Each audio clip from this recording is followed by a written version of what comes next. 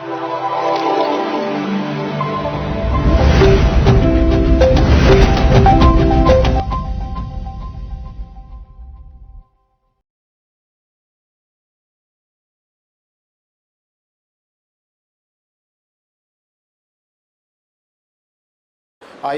രാമനും ആശാൻ്റെ സീതയും BC 400-300 കാലത്ത് ഇറങ്ങിയ രചിക്കപ്പെട്ട ബൗദ്ധ പിടകത്തിലാണ് ദശരഥ ജാതകം എന്ന കഥ ജാതക കഥകളിലാണ് യഥാർത്ഥത്തിൽ ആദ്യമായി രാമൻ എന്ന പേര് വരുന്നത്. ജാതക കഥകളിൽ പൗമചരിതം, ദശരഥ കഥനം, അതിൽ 3 വേർഷനുകൾ, അതായത് 3 വ്യാഖ്യാനങ്ങളാണ് ആ രാമകഥയ്ക്കുള്ളത്. ദാക്ഷിണാത്യപാഠം, ഉദീച്യപാഠം, ഗൗഡീയപാഠം, പശ്ചിമോത്തരീയം. അങ്ങനെ 3 പാഠങ്ങളിൽ ആണ് യഥാർത്ഥത്തിൽ രാമകഥ അവതരിപ്പിക്കപ്പെടുന്നത്. ആ രാമൻ ദൈവമൊന്നുമല്ല. വാൽമീകി രാമായണത്തിൽ പിന്നീട് വാൽമീകിയുടെ ഒരു വളരെ പ്രസിദ്ധമായൊരു ചോദ്യമുണ്ട്. കോന്നോസ്മിൻ സാമ്പ്രതം ലോകി കച്ഛവീര്യ ഗുണവാൻ. ഈ ലോകത്തിൽ വീര്യവാനും ഗുണവാനുമായിട്ടുള്ള ഉത്തമ പുരുഷൻ ആരാണ് എന്ന ചോദ്യത്തിന് നാരദൻ നൽകുന്ന മറുപടി അത് അയോധ്യയിലെ രാമനാണ് എന്നാണ്. ആ രാമനെക്കുറിച്ചുള്ള കഥയാണ് യഥാർത്ഥത്തിൽ ആ രാമനെ ബന്ധപ്പെടുത്തിക്കൊണ്ടുള്ള ഒരു കഥയായിട്ടാണ് രാമായണം വാൽമീകിയുടെ മുന്നിൽ അവതരിപ്പിക്കപ്പെടുന്നത്.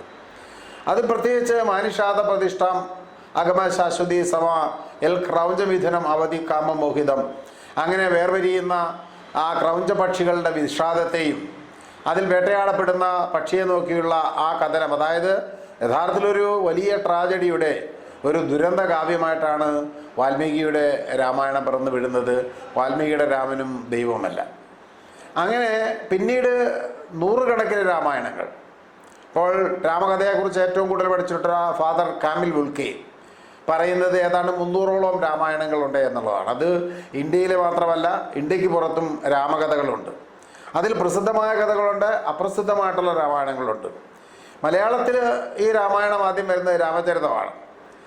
പിന്നീട് കണ്ണശ രാമായണം, ചമ്പു രാമായണം, പിന്നീട് അധ്യാത്മ രാമായണം തുടങ്ങിയ രാമായണങ്ങളൊക്കെ വരുമ്പോൾ പിന്നീട് ഭക്തി പ്രസ്ഥാനവുമായി ബന്ധപ്പെട്ടുണ്ടാകുന്ന രാമായണ കഥകളിലാണ് രാമൻ വിഷ്ണുവിൻ്റെ അവതാരമായിട്ട് അവതരിപ്പിക്കപ്പെടുന്നത്. വാൽമീകി രാമനെക്കുറിച്ച് എഴുതുന്ന കാലം ഏതാണ്ട് CE 1-ാം നൂറ്റാണ്ടിനും 6-ാം നൂറ്റാണ്ടിൻ്റെ ഇടയിലാണ് വാൽമീകിയുടെ കാലം, അല്ലെങ്കിൽ രാമായണത്തിൻ്റെ കാലം. അന്ന് ഹിന്ദുമതമില്ല. ഹിന്ദുമതം പോയിട്ട് ബ്രാഹ്മണർ പോലും കേരളത്തിലല്ലാത്തുള്ള പ്രദേശങ്ങളിൽ വളരെ പ്രബലമായി മാറിയൊരു കാലമല്ല. അതുകൊണ്ട് രാമായണം ഹിന്ദുക്കളുടെ കൃതിയാണ് എന്നൊക്കെ പറയുന്നതിനകത്ത് യാതൊരു ചരിത്ര പ്രസക്തിയും ചരിത്ര പ്രാധാന്യവും ഇല്ല. കാരണം ഹിന്ദുക്കൾ എന്ന് കേട്ടിട്ടില്ലാത്ത കാലത്ത്, ഹിന്ദു എന്ന വാക്കുണ്ടാകുന്ന AD CE 1005-ലാണ്. അപ്പോൾ അതിന് എത്രയോ വർഷങ്ങൾക്ക് മുമ്പാണ് യഥാർത്ഥത്തിൽ ഈ പറയുന്ന രാമൻ്റെ കഥ ഉണ്ടാകുന്നത് എന്നുള്ളതാണ് നാം മനസ്സിലാക്കേണ്ടത്. എന്താണ് രാമായണത്തിൻ്റെ പ്രത്യേകത എന്ന് ചോദിച്ചാൽ, ഒരു സാഹിത്യ വിദ്യാർത്ഥിയെ സംബന്ധിച്ച് രാമായണത്തിൻ്റെ പ്രത്യേകത എന്ന് പറയുന്നത് അതൊരു വിശ്വസാഹിത്യ കൃതിക്ക് തുല്യമാണ്. ഇലിയഡും ഒഡീസിയും സോഫോക്ലീസിൻ്റെ നാടകങ്ങളും അല്ലെങ്കിൽ ഷേക്സ്പിയറുടെ ദുരന്ത നാടകങ്ങളും ഒക്കെ താരതമ്യം ചെയ്യുമ്പോൾ വളരെ ഉദാത്തമായ ഒരു മനുഷ്യ കഥാനുഗായകൻ കഥയാണ് രാമായണം എന്ന് നമുക്ക് പറയേണ്ടി വരും. അതായത് അതിൻ്റെ രാമായണത്തിൻ്റെ വാൽമീകി രാമായണത്തിൻ്റെ 1-ാം ഗാഥയിൽ യാനസക്ക പാലി ത്വര പോസേന ലബദം ബാഹു സഖിസം ബീഞ്ഞു യഥാവി അത്താനം ഉപതാപയെ, അതായത് എത്ര വിലപിച്ചാലും രക്ഷിച്ചെടുക്കാൻ കഴിയാത്തതിനു വേണ്ടി ബുദ്ധിമാന്മാർ വിലപിക്കാറില്ല. എന്ന് പറഞ്ഞാൽ ബുദ്ധിമാന്മാരായ ആളുകൾ വേർപാടുകളിൽ തിരിച്ചു കിട്ടില്ല എന്നറിയുന്ന കാര്യങ്ങൾ വിലപിക്കാറില്ല എന്നുള്ള ആ മാനുഷാദയുടെ തത്വമാണ് യഥാർത്ഥത്തിൽ രാമായണത്തിൽ അവതരിപ്പിക്കപ്പെടുന്നല്ലാതെ ഏതെങ്കിലും ഒരു ദൈവത്തിൻ്റെ അവതാര പുരുഷനായിട്ട് യഥാർത്ഥത്തിൽ പറയുന്നില്ല എന്നുള്ളതാണ്. മാത്രമല്ല, രാമായണം എന്ന വാക്കിനർത്ഥം രാമൻ്റെ യാത്ര എന്ന് മാത്രമാണ്. അത് സീതായനമായാലും ശരിയാണ്. കാരണം സീതയുടെ യാത്ര നമുക്കതിനെക്കുറിച്ച് പറയാൻ പറ്റും. കാരണം ഈ 2 പേരും യഥാർത്ഥത്തിൽ ഇതിലെ ഒരേപോലെ തുല്യ പ്രാധാന്യമുള്ള, എന്നാൽ ഒരുപക്ഷെ സീതയാകാം രാമനേക്കാളും ദുരന്ത കഥാപാത്രമായി നമ്മുടെ മുന്നിൽ വരുന്നത് എന്നുള്ളതാണ് നാം മനസ്സിലാക്കേണ്ടത്. സീത എന്ന വാക്കിനർത്ഥം തന്നെ കലപ്പച്ചാൽ ഉണ്ടായവൾ. സീത എന്ന് പറയുന്ന കലപ്പച്ചാലാണ്. അതിൽ ഉണ്ടായവളാണ് സീത. അല്ലെങ്കിൽ ജനക എന്ന് അവൾക്ക് വിളിക്കാം. സ്വയം ജനിച്ചവളെന്നോ, അയോനിജ മറ്റാരും പ്രസവിക്കാത്തവളെന്നോ, പത്മജ, രക്തജ, അഗ്നിജ, അല്ലെ രാവണപുത്രി, ഇങ്ങനെ വിവിധങ്ങളായിട്ടുള്ള പേരുകൾ സീതയ്ക്കുണ്ട്. ആ പേരിൻ്റെയൊക്കെ അർത്ഥം എന്ന് പറഞ്ഞാൽ യഥാർത്ഥത്തിൽ സീത ഒരു പ്രതീകാത്മക കഥാപാത്രമായിട്ടാണ് നമ്മുടെ മുന്നിൽ വരുന്നത്. ലോകത്തിലെ മുഴുവൻ ദുരന്തങ്ങളും പേറുന്ന ഒരു സ്ത്രീയുടെ ദുരന്തമായിട്ടാണ് സീത നമ്മുടെ മുന്നിൽ വരുന്നത് എന്ന് രാമായണം ശരിക്കൊരു സാഹിത്യകൃതി എന്ന നിലയിൽ വായിക്കുന്നവർക്ക് മനസ്സിലാക്കാൻ കഴിയും. മാത്രമല്ല, അതിലെ രാമൻ എന്ന കഥാപാത്രം, രാമൻ എന്ന് പറയുന്നത് ഒരു മനുഷ്യനായിട്ട്, ഒരു ദുരന്ത മനുഷ്യനായിട്ടാണ് യഥാർത്ഥത്തിൽ നമ്മുടെ മുന്നിൽ അവതരിപ്പിക്കപ്പെടുന്നത്. അത് ഏറ്റവും കൂടുതൽ വ്യക്തമാകുന്നത് രാമായണത്തിൽ, പ്രത്യേകിച്ച് വാൽമീകി അവതരിപ്പിക്കുന്നത് രാവണനെ യുദ്ധം ചെയ്ത് രാവണനെ പരാജയപ്പെടുത്തി രാവണൻ്റെ സവിധത്തിൽ നിന്ന് സീത രാമനെ കാണാൻ വരുന്നു. അവിടെ ശ്രദ്ധിക്കേണ്ട ഒരു കാര്യം, രാമൻ ഒരു വർഷത്തോളം സീതയെ കാണാതിരുന്നിട്ട് സീതയുടെ അരികിലേക്ക് ഓടി ചെല്ലുകയല്ല ചെയ്യുന്നത്, മറിച്ച് സീത രാമൻ്റെ അരികിലേക്ക് വരാൻ രാമൻ കൽപ്പിക്കുകയാണ്. അങ്ങനെ കൽപ്പിക്കുമ്പോൾ സർവാഭരണ വിഭൂഷിതയായി സീത എത്തുമ്പോൾ, ആ സീത പല്ലക്കിൽ നിന്ന് ഇറങ്ങി വരുമ്പോൾ ശ്രീരാമൻ പറയുന്ന ഒരു വാക്യമുണ്ട്. ആ വാക്യം യഥാർത്ഥത്തിൽ നമ്മൾ കേൾക്കേണ്ടതാണ്. പ്രാപ്ത ചാരിത്ര സന്ദേഹ മമ പ്രതിമുഖേ സ്ഥിത കം ഭൂമാസ്തു കുലേ ജാതഃ സ്ത്രീയാം പരഗൃഹോഷിതാം തേജസ്വി പുനരാദത്യാത് സുഹൃലോദേന ചേതസ നാസ്തിമേ ത്വയ് അഭിഷങ്കു യഥേഷ്ടം ഗമ്യതാമിതി. ഇതിൻ്റെ അർത്ഥം ഇതാണ്: എൻ്റെ ശത്രു ചെയ്ത അപമാനത്തിന് ഞാൻ പ്രതികാരം ചെയ്തിരിക്കുന്നു, എന്നാൽ എനിക്ക് നിൻ്റെ ചാരിത്രത്തിൽ സംശയമുണ്ട്. മറ്റൊരുവൻ്റെ വീട്ടിൽ താമസിച്ച സ്ത്രീയെ ഏത് പുരുഷനാണ് സ്വീകരിക്കാൻ കഴിയുക? എനിക്ക് നിന്നിൽ ഒരാകർഷണവും തോന്നില്ല, നിനക്ക് ഇഷ്ടമുള്ളിടത്തേക്ക് പോയിക്കൊള്ളുക എന്നാണ്. ആലോചിച്ച് നോക്കൂ, ഇതൊരു സാധാരണ മനുഷ്യനല്ലാതെ, കാരണം അവതാര പുരുഷനാണെങ്കിൽ എല്ലാം മുൻപിൻ കാര്യങ്ങളെല്ലാം അറിയാവുന്ന, അല്ലെങ്കിൽ ലോകത്തിലെ സകല കാര്യങ്ങളും അറിയാവുന്ന ഒരു മനുഷ്യൻ ഒരിക്കലും പറയില്ല. മാത്രമല്ല, അഗ്നിപരീക്ഷയ്ക്ക് ശേഷം സീത തൻ്റെ സവിധത്തിലേക്ക് എത്തുകയാണ്. 13 വർഷം തൻ്റെ കൂടെ കല്ലിലും മുള്ളിലും ചവിട്ടി നടന്ന കാനനത്തിൽ വന്ന തൻ്റെ സ്വന്തം ഭാര്യയെ 1 വർഷത്തോളമുള്ള അജ്ഞാതവാസത്തിന് ശേഷം തിരിച്ചു കാണാൻ പോകുന്നൊരു അവസരത്തിൽ എന്താണ് ഒരു സ്ത്രീ പുരുഷൻ ചെയ്യുക എന്നുള്ളത്, എന്താണ് ഒരു ഉത്തമനായ ഭർത്താവ് ചെയ്യുക എന്നുള്ളത്, ആ ഉത്തമനായ ഭർത്താവിനേക്കാൾ അപ്പുറത്തേക്ക് വളരെ കൃത്യമായും ഒരു ശരാശരി മനുഷ്യനായിട്ട് അദ്ദേഹം താഴ്ന്നു പോകുന്നു. അവിടെ വെച്ചാണ് നാം മനസ്സിലാക്കേണ്ടത്, പുരുഷാരത്തിന് മുന്നിൽ ചുറ്റും കൂടി നിൽക്കുന്ന സൈന്യങ്ങളുടെ ഗണസൈന്യങ്ങളുടെ നടുവിൽ ജനങ്ങൾ ആകാംക്ഷഭരിതമായി നിൽക്കുമ്പോൾ, രാമസീതാ സംഗമത്തിൻ്റെ പ്രതീക്ഷകളുമായി നിൽക്കുന്ന ആളുകളുടെ മുന്നിൽ വെച്ചാണ് രാമൻ പറയുന്നത്: എനിക്ക് നിന്നെ സംശയമുണ്ട്. അന്യപുരുഷൻ്റെ കൂടെ കഴിഞ്ഞ ഒരാൾ, അന്യപുരുഷ ഗൃഹത്തിൽ കഴിഞ്ഞ ഒരാൾ എന്ന നിലയിൽ നിന്നെ ഞാൻ എങ്ങനെയാണ് സ്വീകരിക്കുക എന്ന് ചോദിക്കുമ്പോൾ യഥാർത്ഥത്തിൽ അവരെല്ലാം ഞെട്ടിപ്പോവുകയാണ്. ഇവിടെ നമ്മുടെ മനസ്സിലേക്ക് പെട്ടെന്ന് ഓടി വരുന്ന, അല്ലെ ഒരു സാഹിത്യ വിദ്യാർത്ഥിയുടെ മനസ്സിലേക്ക് പെട്ടെന്ന് ഓടി വരുന്നത് ഒഥല്ലോയിലെ ഡെസ്ഡെമോണയുടെ അവസ്ഥയാണ്. ഒഥല്ലോ ഡെസ്ഡെമോണയെ ഞെക്കിക്കൊല്ലുന്നതിന് മുമ്പ് ഒഥല്ലോ പറയുന്ന ഒരു വാചകമുണ്ട്: was this fair paper this most goodly book made to write to support what committed who thou public commoner. അതായത് ഡെസ്ഡെമോണയിൽ ഒഥല്ലോയ്ക്കുള്ള ആ സംശയം അവളെ ഞെക്കിക്കൊല്ലുന്നതിലെ സത്യനിഷ്കളങ്കയായ ഡെസ്ഡെമോണയെ ഞെക്കിക്കൊല്ലുന്നതിലേക്ക് എത്തിക്കുന്ന അതിൻ്റെ ഒരവസ്ഥ. നിന്നെ പോലൊരു സുന്ദര സുരഭില പുസ്തകത്തിൽ വേശ്യയെന്നെങ്ങനെ ഞാൻ എഴുതും, എന്തു ചെയ്തെന്നോ, കുലടെ നിന്റെ തെറ്റെന്തെന്നോ എന്ന് ചോദിക്കുന്ന ഒഥല്ലോയുടെ അവസ്ഥയിലേക്ക് രാമൻ മാറുന്നു എന്നുള്ളതാണ് യഥാർത്ഥത്തിലൊരു കഥാപാത്രം, ഒരു സാഹിത്യ വിദ്യാർത്ഥി മനസ്സിലാക്കേണ്ടത്. ഇവിടെ അതുപോലെ തന്നെയാണ് ഈഡിപ്പസ് എന്ന് പറയുന്ന ഈഡിപ്പസ് എന്ന് പറയുന്ന ദുരന്ത നായകൻ തനിക്ക് തെറ്റിപ്പോയ, താൻ അറിയാതെ ചെയ്ത തെറ്റുകളിൽ പരിതപിക്കുകയും, അതുപോലെ മക്ബത്താണെങ്കിൽ അഹന്തയ്ക്കിട്ട പ്രതിഫലവുമായി മരണത്തിലേക്ക് എത്തുകയും, അതുപോലെ സ്വയം ദുരന്തമേറ്റുവാകുന്ന ഒഥല്ലോയും ഒക്കെ, ഇതൊക്കെ വിശ്വസാഹിത്യങ്ങളിലെ ഉദാത്ത കഥാപാത്രങ്ങളെന്ന നിലയിൽ അത്തരം ഒരു കഥാപാത്രത്തിൻ്റെ പരിപ്രേക്ഷ്യത്തിലേക്ക് യഥാർത്ഥത്തിൽ രാമനും സീതയും എത്തുന്നു എന്നുള്ളതാണ് നാം മനസ്സിലാക്കേണ്ടത്.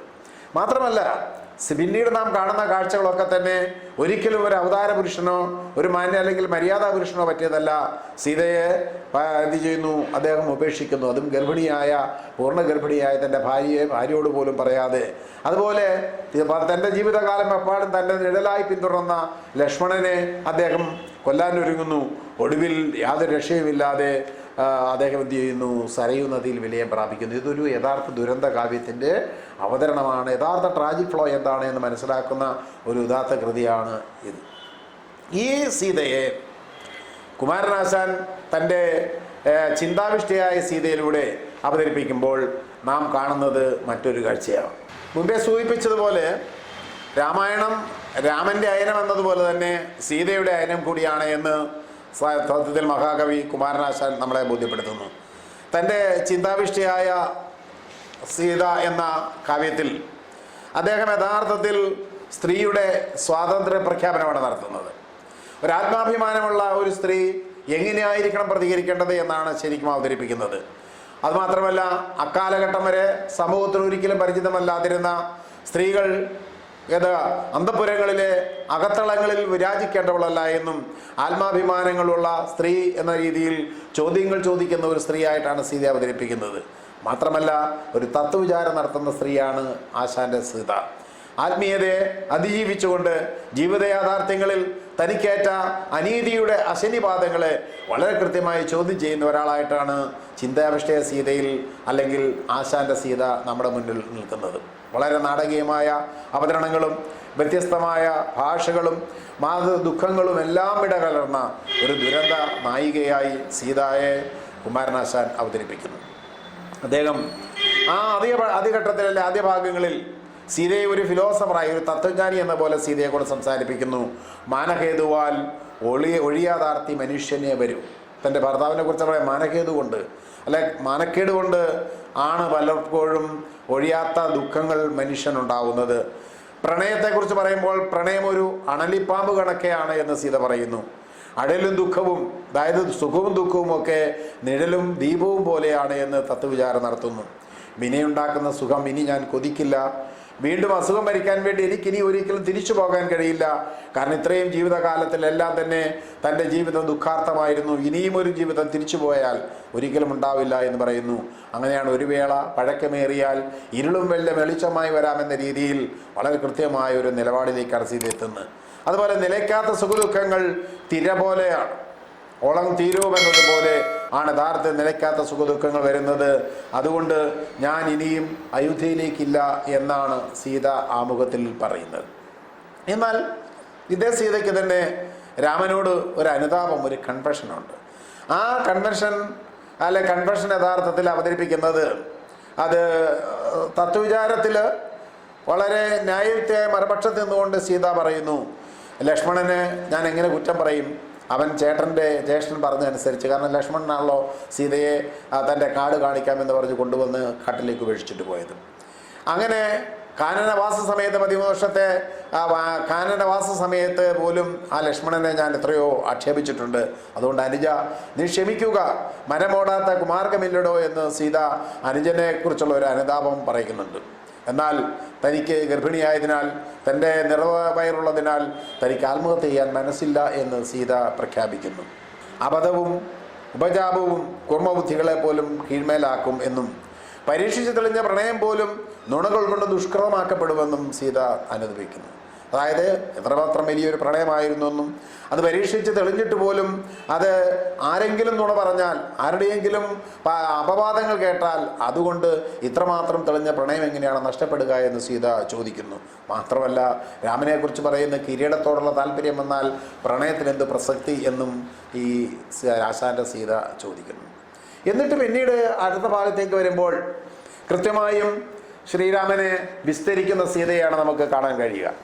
സീത പറയുന്നു, രാമനെ വിസ്തരിച്ചുകൊണ്ട് സീത പറയുന്നു, രാജാക്കന്മാർ ഇങ്ങനെയായാൽ ലോകത്തെങ്ങനെയാണ് ധർമ്മം ഉണ്ടാവുക? സ്വന്തം പത്നിയോട് നീതി പുലർത്താൻ കഴിയാതെ അവളെ പൂർണ്ണഗർഭിണിയായ ഭാര്യയെ കാട്ടിലുപേക്ഷിക്കുന്ന ഒരു രാജാവ് എങ്ങനെയാണ് ലോകത്തോട് നീതി പുലർത്തുക എന്നാണ് സീതയുടെ ഒരു ചോദ്യം.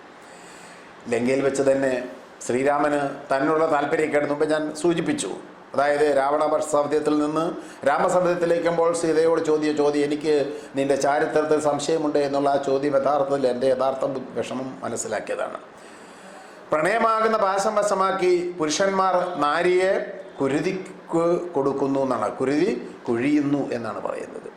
പ്രണയമാകുന്ന പാശം വേറെ പ്രണയമാകുന്ന കയറ് സ്വന്തം കയ്യിലേക്ക് വരുത്തിക്കൊണ്ട് ഭർത്താവ് അല്ലെങ്കിൽ പുരുഷന്മാർ സ്ത്രീകളെ കുരുതി കൊഴിക്കുകയാണ് യഥാർത്ഥത്തിൽ ചെയ്യുന്നത് എന്ന് പറയുന്നു. പരസ്പരം പ്രണയിക്കുന്നവരെ അവരുടെ പ്രണയത്തെ നശിപ്പിക്കുന്നത്, ജീവിതത്തെ നശിപ്പിക്കുന്നത് ആ ശങ്കകളാണ്, സംശയങ്ങളാണ് എന്ന് സീത പറയുന്നു. എന്നിട്ട് സീത എടുത്ത വഴി ചോദിക്കുന്ന ഒരു ചോദ്യം, കാട്ടിൽ വസിക്കേണ്ടി വന്നതും രാക്ഷസ രാജാവ് ശരീരം മോഹിച്ചതും എൻ്റെ കുറ്റമാണോ? അഥവാ ഞാൻ എന്ത് ചെയ്തിട്ടാണ് എനിക്ക് കാട്ടിൽ വസിക്കേണ്ടി വന്നത്? രാജകുമാരിയായി നിങ്ങളുടെ കൊട്ടാരത്തിലേക്ക് സർവാംഗ വിഭൂഷിതയായി കടന്നു വന്ന താൻ എന്തിനാണ് കാട്ടിൽ പോയത്? കാട്ടിൽ പോകാൻ താൻ എന്ത് കുറ്റമാണ് ചെയ്തത്? കാട്ടിൽ വെച്ചത് രാവണൻ എൻ്റെ ശരീരം മോഹിച്ചത് എൻ്റെ കുഴപ്പമാണോ എന്ന് ചോദിക്കുമ്പോൾ ആ ചോദ്യത്തിന് ഒരു രാമനും മറുപടി പറയാൻ കഴിയുന്നില്ല. കാരണം ഭർത്താവിനുള്ള സ്നേഹം കൊണ്ട് ഭർത്താവ് വനവാസത്തിന് പോകുമ്പോൾ ഭർത്താവിന് പിന്നിലെ കല്ലിലും ഉള്ളിലും ചവിട്ടിപ്പോയ സീത യഥാർത്ഥത്തിൽ ആ ഭർത്താവിനോടുള്ള തൻ്റെ ഡെഡിക്കേഷൻ, ത്യാഗം അല്ലെങ്കിൽ സമർപ്പണ ബുദ്ധിയാണ് ആ സീതയെ രാവണൻ മോഹിച്ചെങ്കിൽ അത് സീതയുടെ കുറ്റമാണോ എന്നാണ് ചോദിക്കുന്നത്. മാത്രമല്ല, ഇത് ജനഹിതത്തിൻ്റെ പേരിലാണ് പറയുന്നതെങ്കിൽ ഈ ജനഹിതത്തെ നിങ്ങൾ എത്ര കാലങ്ങൾ അനുസരിച്ചിട്ടുണ്ട്? ജനഹിതം നിങ്ങൾ അന്വേഷിച്ചു നോക്കിയിട്ടുണ്ടോ? ജനഹിതം അന്വേഷിച്ചറിയേണ്ടത് രാജാവിൻ്റെ കടമയാണ് എന്നാണ് പറയുന്നത്.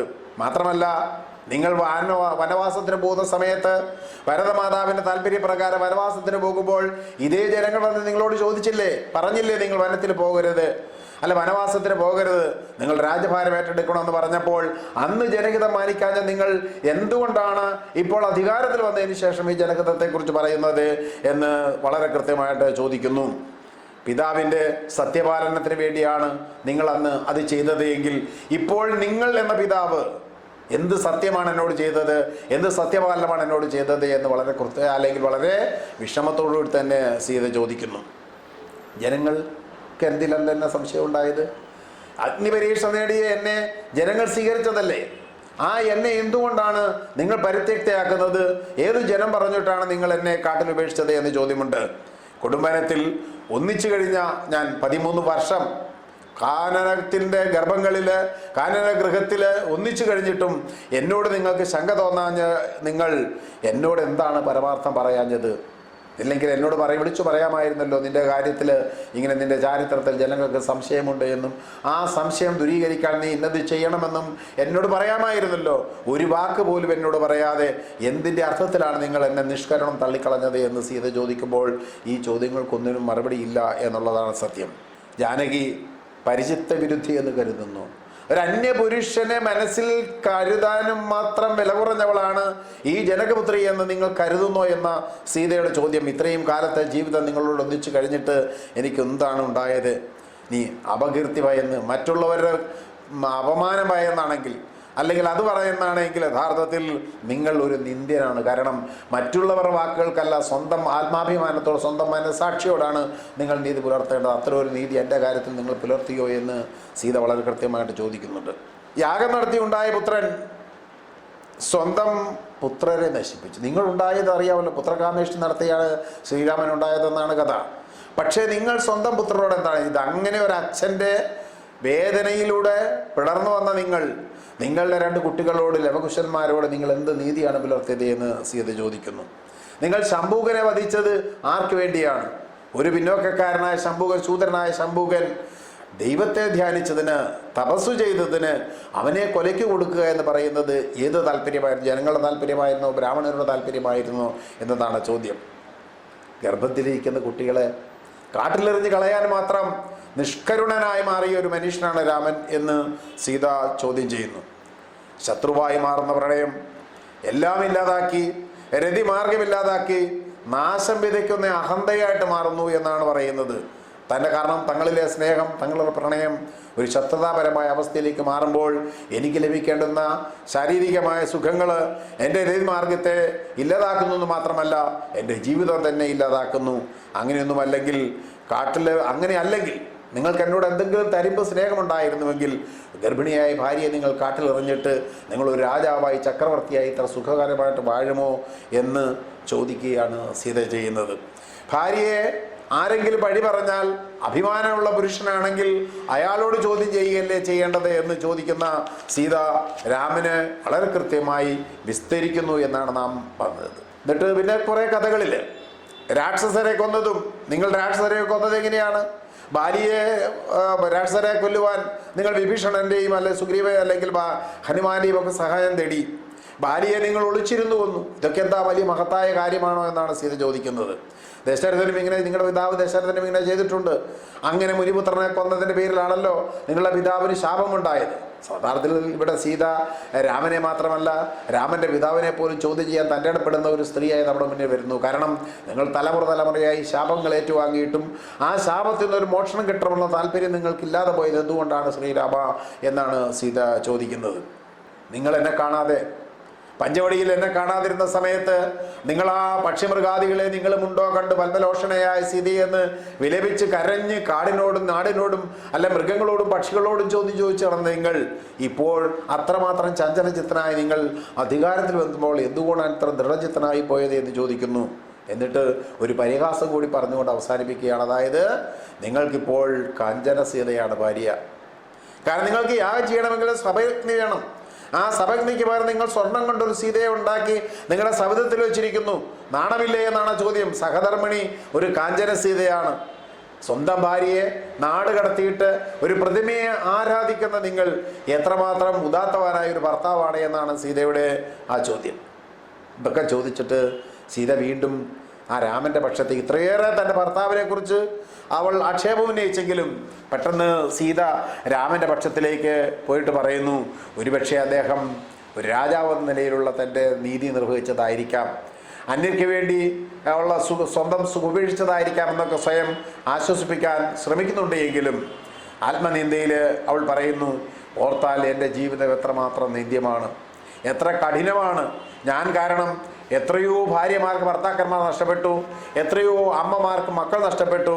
അങ്ങനെ ജീവിതത്തിൽ വലിയ വലിയ ദുരന്തങ്ങൾ, ഭീകരമായ യുദ്ധങ്ങൾക്ക് കാരണമാക്കിയത് ഞാനല്ലേ, അല്ലെങ്കിൽ സ്ത്രീ വിഷയമല്ലേ എന്ന് പറഞ്ഞിട്ട് സ്വയം പറയുകയാണ്. ശരി, അങ്ങനെയൊക്കെ ആണെങ്കിൽ നിങ്ങൾ എന്നെ തള്ളിക്കളഞ്ഞോളൂ, എനിക്ക് അതൊരു മറുപടിയില്ല, അല്ലെ എനിക്കൊരു പരാതിയില്ല.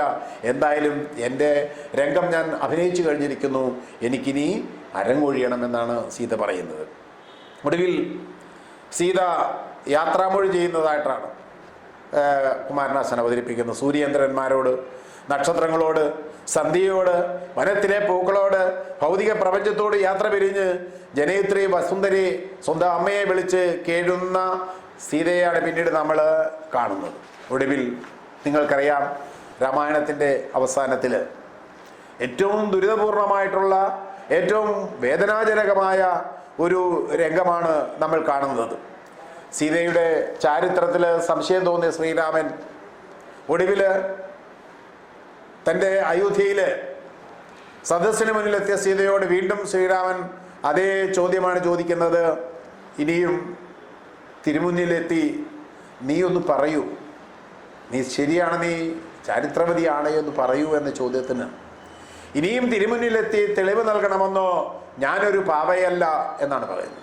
ഇനിയും നിങ്ങളുടെ മുന്നിലെത്തി അഗ്നിശുദ്ധി ചെയ്തു വന്ന ഞാൻ, അവിടെ വെച്ച് അഭിമാനതയായ ഞാൻ, ഇത്രയും കാലം കാട്ടിൽ ഉപേക്ഷിക്കപ്പെട്ട ഞാൻ, ഇത്ര ദുരിതപർവ്വങ്ങളിലൂടെ കടന്നുപോയ ഞാൻ, ഇനിയും നിങ്ങളുടെ മുന്നിൽ വന്നിട്ട് വീണ്ടും വീണ്ടും ഞാൻ പരിശുദ്ധയാണ് എന്ന് ഞാൻ പറയാൻ ഞാനൊരു പ്രതിമയല്ല, ഞാനൊരു പാവയല്ല എന്നാണ് സീത രാമനോട് പറയുന്നത്. തുടർച്ചയായ അപമാനങ്ങൾ ഏറ്റുവാങ്ങാൻ എനിക്ക് മനസ്സില്ല എന്ന് തന്നെ ആശാന്റെ സീത പ്രഖ്യാപിക്കുന്നു. എന്നിട്ട് വാൽമീകി രാമായണത്തിലെ വളരെ പ്രസിദ്ധമായൊരു വാക്യം, ഞാൻ ത്രാസിൽ തൂങ്ങാം, അഗ്നിയിൽ പ്രവേശിക്കാം, ചുട്ടുപഴുത്ത തെണ്ണെടുക്കാം, ഉഗ്രവിഷം കുടിക്കാം, പക്ഷേ ഞാൻ എൻ്റെ ചാരിത്രത്തെക്കുറിച്ച് ഒരിക്കലും ശപഥമെടുക്കില്ല എന്ന് പറയുന്നത്. എന്നിട്ട് അവൾ അമ്മയെ വിളിക്കുന്നു, വസുന്ധരേ, എൻ്റെ അമ്മേ, ഈ അപമാനത്തിൽ നിന്ന് എന്നെ രക്ഷിക്കൂ, എനിക്കിനിയും ജീവിക്കണ്ട എന്ന് പറഞ്ഞുകൊണ്ട് രാമനെ പരിഗണിക്കാതെ, മക്കളെ പരിഗണിക്കാതെ അവൾ വിണ്ടുകീറിയ ഭൂമിക്ക് അടിയിലേക്ക്, സ്വന്തം അമ്മയുടെ മടിയിലേക്ക്, മടിത്തട്ടിലേക്ക് അങ്ങനെ ഇറങ്ങിപ്പോകുമ്പോൾ പ്രതിഷേധിക്കുന്ന ദുരന്ത നായികയായി സീതയുടെ അയനമായി, സീതയുടെ യാത്രയായി, സീതയുടെ ഇതിഹാസമായി രാമായണം മാറുന്നു എന്നുള്ളതാണ് നാം മനസ്സിലാക്കേണ്ടത്. അല്ലാതെ ഇവിടെ രാമൻ ദൈവമല്ല, സീതയും ദൈവമല്ല, മറിച്ച് രാമസീതാ ചരിത്രം എന്ന് പറയുന്നത് വിശ്വസാഹിത്യത്തില് ഉദാത്തമായ ഒരു ദുരന്ത കാവ്യമായി മാത്രം നാം അതിനെ കണ്ടാൽ മതി. പക്ഷേ രാഷ്ട്രീയക്കാർക്ക് അത്തരം കഥാപാത്രങ്ങൾ പോലും രാഷ്ട്രീയ ഉപാധികളാകുന്നു എന്നുള്ളതാണ് നമ്മുടെ ഏറ്റവും വലിയ ദുരന്തം. സാഹിത്യ വിദ്യാർത്ഥികൾക്ക് മാത്രമല്ല, സമൂഹത്തിലൊക്കെ തന്നെ ഇത്തരം കൃതികള്, ഇത്തരം മിത്തുകള് യാഥാർത്ഥ്യങ്ങളായിട്ട് അവതരിപ്പിക്കപ്പെടുകയും അതിൻ്റെ അന്തസത്ത എന്താണെന്നും അന്തരാർത്ഥം എന്താണെന്നും മനസ്സിലാക്കാൻ പോവുകയും ചെയ്യുന്നു എന്നുള്ളതാണ് നമ്മുടെ നാടിൻ്റെ ഏറ്റവും വലിയ ദുരന്തം.